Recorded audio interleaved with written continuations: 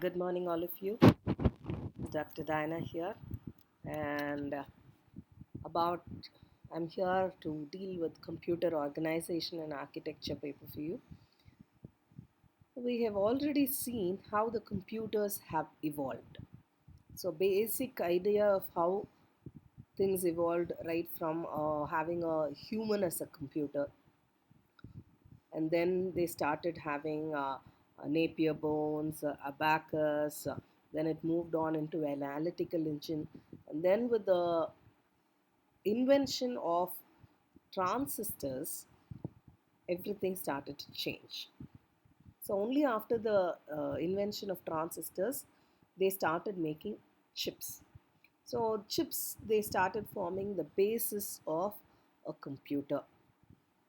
So in the computer that we see these days, the ones that we use nowadays, we have a monitor, a keyboard, a mouse, a CPU, a printer. All of these are attached to a computer.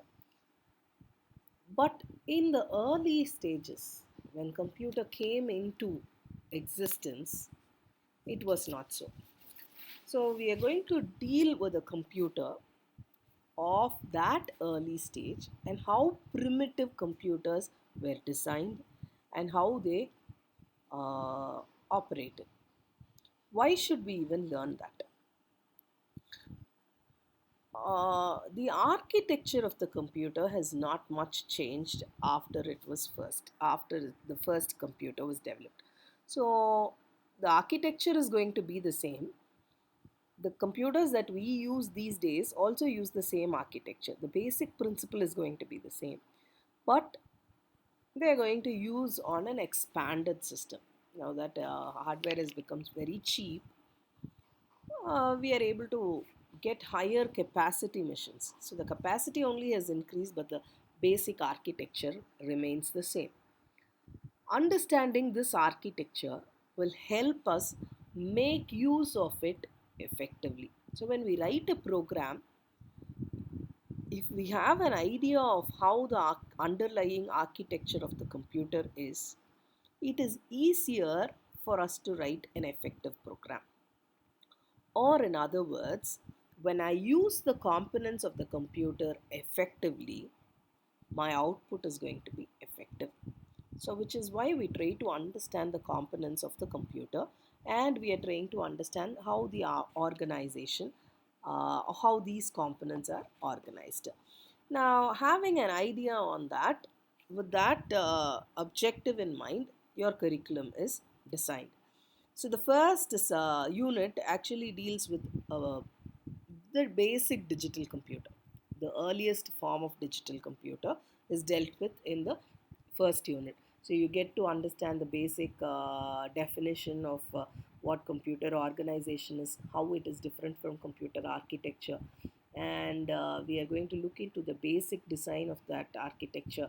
Then we will move on into instructions that were used on that primitive architecture, and then what are the components of that particular architecture, how input output systems were connected in that architecture. All of these are dealt with in unit 1.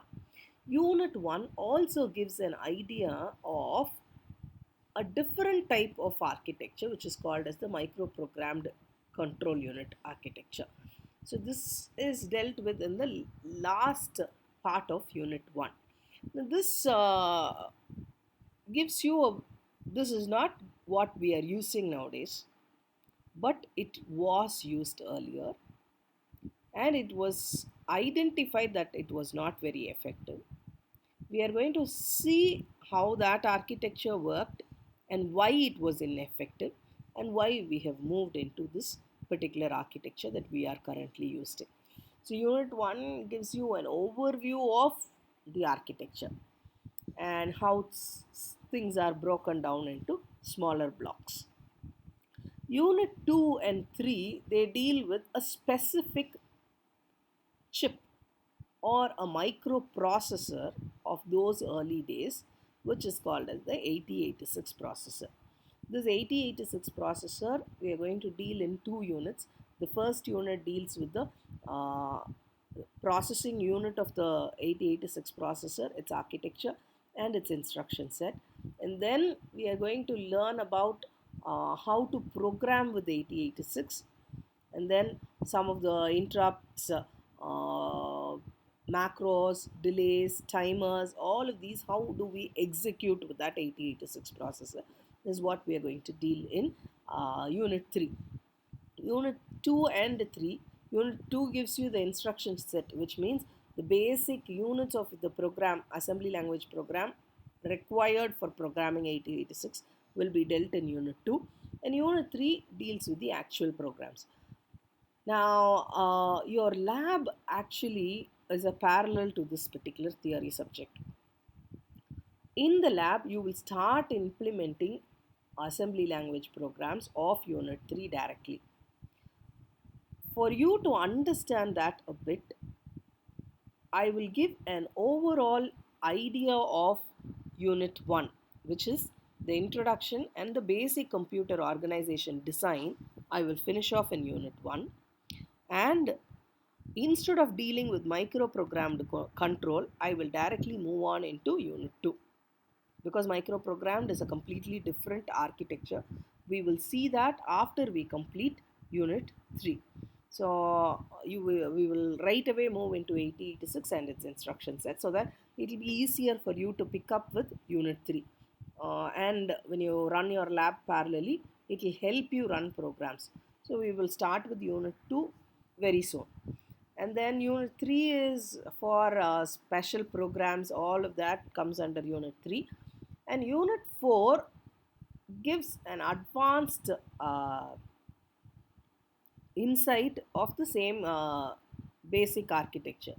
How that architecture is enhanced to implement computer arithmetic, how IO units can be organized in that primitive structure is what is dealt with in Unit 4.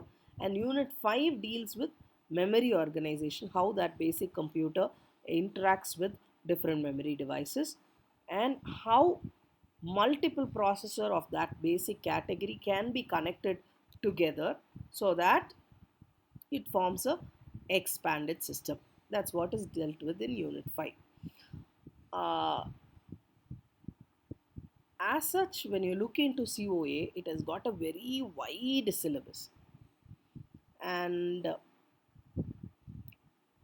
the subject is thought of as a very tough subject, but it is only a myth and a notion. So, if you can understand things, you can start writing it fluently. You don't have to strain yourself to understand. So, I'll take every effort from my end to help you understand the subject, so that when you learn, it becomes easier for you. This subject as such has got a lot of diagrams. So, for any question that you write, you will have to draw at least 2-3 diagrams. And all of them are going to have some circuit or the other. If that is the case, you might have to think about why we are drawing certain things. Unless you understand why certain things are drawn certain way, it is not possible to mug up all the diagrams. So instead of doing that, we are going to just have our understanding aligned with the subject, so that understanding the block diagrams and the circuits will be easier, so that when you write in your examination, things will get simpler for you. And so we will start with Unit 1 today. Unit 1 deals with the digital computer. What is a digital computer? What is the term digital? When I say digital, it means that it uses some electronic components. Done. What is a computer? We have already seen that a computer is a commonly operated machine, particularly used for trade, education, and research. So it's not like an acronym, all the first letters put together. We are going to look into the basic block diagram of such a digital computer, and then we will look into the difference between computer architecture and organization. Then we will start moving into the instructions and the registers for that basic computer. Now imagine this is the basic computer that we have, right? If you can see this basic computer, it has got a central processing unit. It has got the central processing unit. You all know that is the brain of the computer. It tells the other parts of the computer what to do and what not to do. So the instructions based on the program that we write, this central processing unit is going to decode that program into a way that the computer can understand or other parts of the computer can understand, and it performs those tasks. So that is what we call as the central processing unit or the CPU. Now connected to the CPU is something called as the random access memory, the memory inside which we place all our programs and our data. This continuously interacts with the central processing unit for fetching the instructions, and they also read the data from the memory. Whenever it finds out a result for a particular operation, it writes the result back into the memory. Now, there are also other input and output devices connected to this computer. Usually, it is connected through something called as an input output processor or an IOP. This IOP is the one who is responsible for connecting with the input output device, and every time a communication is made between the input and output device with the CPU, it is always through the IOP. So when you look at this, you can understand that this is the basic block diagram of a very primitive computer. All computers use the same architecture or the same design. Now, this central processing unit is divided into two parts. We all know, you have all learnt from 6th class onwards that it has two parts, namely the arithmetic and logic unit and the control unit. So ALU and the control unit, CU. Other parts remain the same. So you have this ALU and the control unit. This arithmetic and logic unit is responsible for performing any operation, and the control unit is responsible for directing the other parts of the computer. So every time you try to interact with the random access memory, the RAM, or with the output device, it is always through the control unit, and the ALU is only responsible for doing some arithmetic or logic operation. So once this is done, you have, this is the basic architecture of any computer. Even the computers that we use today, they run on the same architecture. So this is the design of a basic computer. Now computer architecture means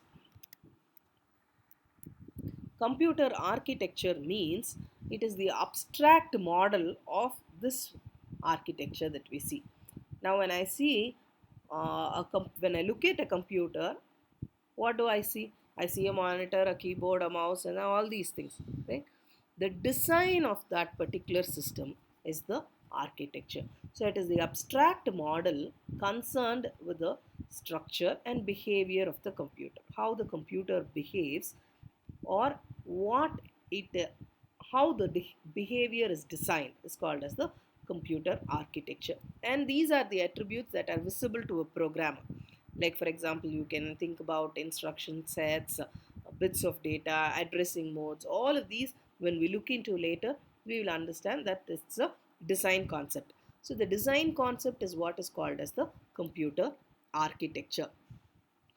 And there are two types of computer architecture. The first type of computer architecture is called the von Neumann architecture, and the second one is called as the Harvard architecture. Uh, we will look into what a von Neumann architecture is. Now, whatever we have seen earlier, this random access memory, ALU plus control unit, the IO processor, and the input output combination. This is called as the von Neumann architecture. This is the basic architecture which is commonly used in all of the systems. But there are certain special purpose computers which do not have this setup. Those belong to the Harvard architecture. This is a representation of the Harvard architecture, where the control unit is present, the ALU is present, and you have IO devices. But you have two different sets of memory, one separately for data, the other one separately for instruction. So instruction and memory are not going to be saved in the same memory. That form of architecture is called as the Harvard architecture. uh, for our understanding, or for your curriculum, all the architecture or the organization principles we will learn are for the von Neumann architecture. We are not going to learn about the Harvard architecture. So we are concerned only about the von Neumann architecture. Is that understandable?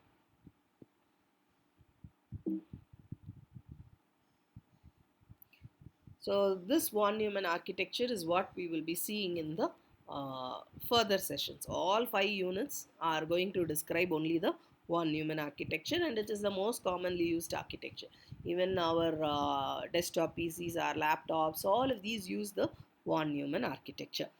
Harvard architecture is used in some of the mainframe systems and certain medical systems. So those use a different set of memory for data and instructions.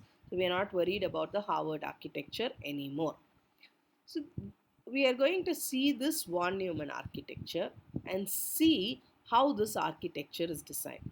So when I said von Neumann architecture, it means that the instructions and the program and the data are placed in the same memory unit. So the random access unit memory is common for both instructions and data. So in this context, imagine you have a memory unit with both instruction and operands. You have something called as an accumulator. In this architecture, we use an accumulator. An accumulator is a register or a simple memory address which is part of the CPU. When you think like this, you should understand that I am talking about a ALU and a control unit. Part of this ALU and control unit are certain memory locations or certain registers. These registers are capable of storing 16 bits or 8 bits of data, not more than that. They are hardwired to the ALU and the control unit. They provide faster access to data. So in random access memory, we see that the data is lined one after the other, whereas in a register, one particular data is picked from memory and stored. So here I see that the operands are placed one after the other. From that, I can pick one of them for my operation and put it in a register in the arithmetic and logic unit or the control unit. And such a register which can store data is called as the accumulator. All von Neumann architecture systems will have an accumulator. And we will also see that the computer has some instructions placed in the memory. These instructions follow a format called as the instruction format. The instruction format is of 16 bits. We will see why it is 16 bits. And it has got some address or the data on which it has to operate. And then it should mention what operation is to be performed on the particular data. So 11 bits are 0 to 11, that is 12 bits, are used to indicate what is the data to be used for the instruction, and bits 12 to 15, which is 4 bits, are used to indicate what is the operation to be performed on that. So this is how an instruction is stored in this memory. So you have an instruction of 16 bits, and this 16 bits is taken by the ALU and the control unit. And any data that we take out of the memory is 16 bits wide. Maximum of 16-bit data is what we can handle. Now this is the von Neumann architecture. So you see a memory You forget about the size of the memory for now because we are going to deal with it very soon. You have the instructions and the operands put inside the same memory. When you read data, you always bring it into an accumulator or a processor register. And then you have the instruction format. The instruction format has two parts. The first one is for holding the instruction, which is 4 bits. The second part is holding the address of the data, or it is 12 bits. And any data that you read from memory is of 16 bits wide. So this is the von Neumann architecture. This architecture is the design of our basic computer. So whatever we have seen here, this is the block diagram, and this is the architecture. In an architecture, we also mention what is the instruction format we use and what is the length of the data that we use, what is the register that we use when we read from memory. So apart from this, we are going to have a control unit and an ALU in our architecture. Now, when I say that I am reading some instruction from the computer, I am trying to operate on that instruction. Now I have to design my control unit and my arithmetic and logic unit and find out how that instruction can be executed. In detail, I have to have a circuit that can help me perform that operation. That is what is called as computer organization. Computer organization is the realization or implementation of that architecture. So I have seen an architecture earlier. The circuit diagram of that architecture indicating which is to be connected where, how many bits, what are the chips to be used, all of them are called coming under computer organization. So do you understand the difference between computer architecture and organization? Computer architecture is the basic design of the system. Computer organization is the implementation of the architecture. So computer organization is the way the hardware components operate, the way they are connected to form the entire computer system. It's how the features are implemented, like these registers, data paths, the ALU, CU, all of these come under computer organization. So the way you design your architecture in a deeper circuit mode is called the computer organization. Now, once we have understood the organization, we are now going to see what are the registers we will need for the basic computer. Now, what is a register? Every time you read something from the memory, it has to be placed in some local area, more like a scribbling pad. So you need some memory location, part of the control unit or the ALU, which can hold some data or instruction during the processing. So not every instruction can be written inside the register. This register is, you can understand, you have learnt about flip-flops, right? These registers are more like flip-flops. So they can hold some bits for some time. So when you read your data from the RAM, you put it inside the register until it is being processed. So as long as it is required by the control unit or the ALU, it is placed in some register. These registers are named memory locations, or I can say accumulator is a register. I can access it using its name, and I can directly read from the accumulator in one cycle. So I will look into what a cycle means. So I start reading my data from my accumulator. Once that is done, these registers are actually hardwired to the CPU. When you look at a particular integrated chip, you can see how a hardwired unit is. Or let me show you how a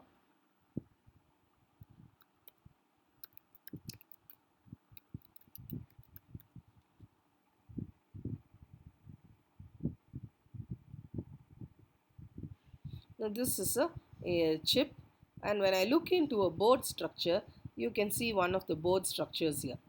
Now this board structure shows me Do you see a lot of chips here? All of them wired. Now there is another chip here which is connected. All of these are connected using wires. Do you see that the integrate has molds, welding molds? These lines are conductors. So when I think about that, these registers are smaller chips like that, which are connected using hardwired. So I can't change that connectivity, which is why it is called as hardwired. Hardwired means that connectivity cannot be changed and they are fused together.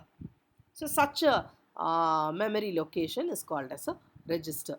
So every processor has a set of registers which are used to hold that temporary data after they are read from the random access memory.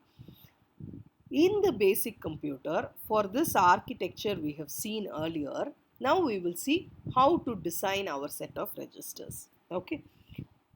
The design of registers depends on the configuration of memory that we use. Imagine this is my memory. My memory has got 4096 words and each word is of 16-bit length. To understand what it actually means, we will see. Now, this is called as one word. This word has got 16 bits.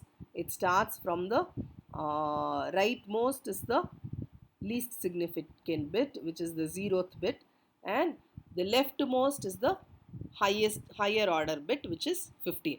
So we have 0 to 15 bits for every word. And in the basic computer, we are going to always represent any register or any value that we say, we are going to mention the number of bits for that particular register, or be it an instruction or whatever you use, you will have to mention the number of bits in the basic computer. So it is going to be bitwise. So all our diagrams, all our curriculum throughout our 5 units, we are going to say whatever we use, we are going to tell how many bits it is going to use. Okay, now we see that each memory location is of one word and it has got 16 bits, 0 to 15. This is how it is represented. Now how many words like that? We have 4096 such words in our memory. So this is how you should imagine. I have 0 to 15 bits, all from right extreme to left extreme, and we have 4096 such memory locations, which is 0 to 4095. Is that understandable till here? Yeah. Now we are going to see how each of this memory location has to be accessed. I said this memory location can hold both instruction and data. So any instruction will be of 16 bits wide, any data will be of 16 bits wide, because one particular memory location I can save one instruction or one data. So anything that I save inside the memory will have 16 bits. I can save 4096 such words. Now we will see how the design of the hardware depends on this particular memory. When I say I have to bring some data from the memory or bring some instruction from the memory, all my registers that access either data or address, either data or instruction, should have 16 bits. So my entire design of the system is going to depend on my memory. The number of bits of each of the registers and the instruction format that I am going to use, all of them depend on the size of the memory. So this is the size of the basic memory that we are going to deal with. Never forget, it is 4096 words, each word having 16 bits. So with that in mind, we will see how to access each of these memory locations. Imagine you have like a 4 cross 4 matrix. I'm sorry, 4 rows and 4 columns matrix. Now I need some methodology to access this first row.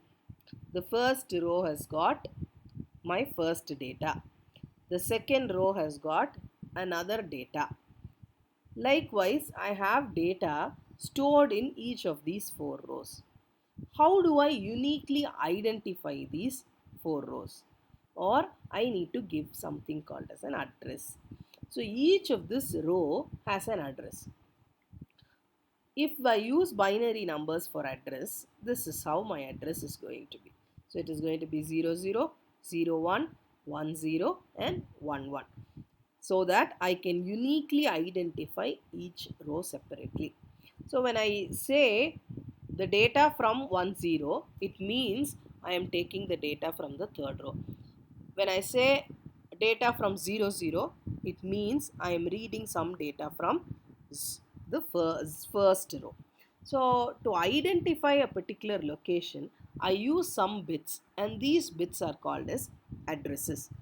If my memory is of a 4 cross 4 matrix or 4 rows and 4 columns, then I can identify using 2 bits. Is that understandable? Imagine I have a fifth row. I have 5 rows to be identified. Then 4 bits are not sufficient for me to give addresses. So I add a third bit. So it becomes 000, 001, 010, 011 and 100. You don't consider how many columns I have, because I am going to read the row wise data only. I need to identify only a row. In that case, for identifying 5 different rows, I need minimum of 3 bits for address. With 3 bits, how many rows can I uniquely identify? 8 rows I can uniquely identify using 3 bits. So for every row that I use, I have some address values here. These address values depend on the number of rows I want in my memory. Now this can be represented as, for addressing 8 different locations, I need 2 power n, which is 2 power 3. 2 power 3 represents 8, right? So I need minimum of 3 bits, minimum of n bits to represent that particular value. Okay, now. So I have n. When I want 8 memory locations, my n should be 3. Okay, is that understandable? So if I have 8 locations, I need minimum 3 bits for addressing those locations. With that, in my basic computer, how many locations have I got? I have got 4096 different locations. So how many bits will I need for representing them? 2 power what is 4096? You should find out and tell me.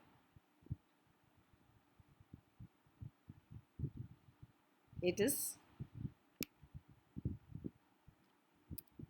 yeah, do you see? Just like how we say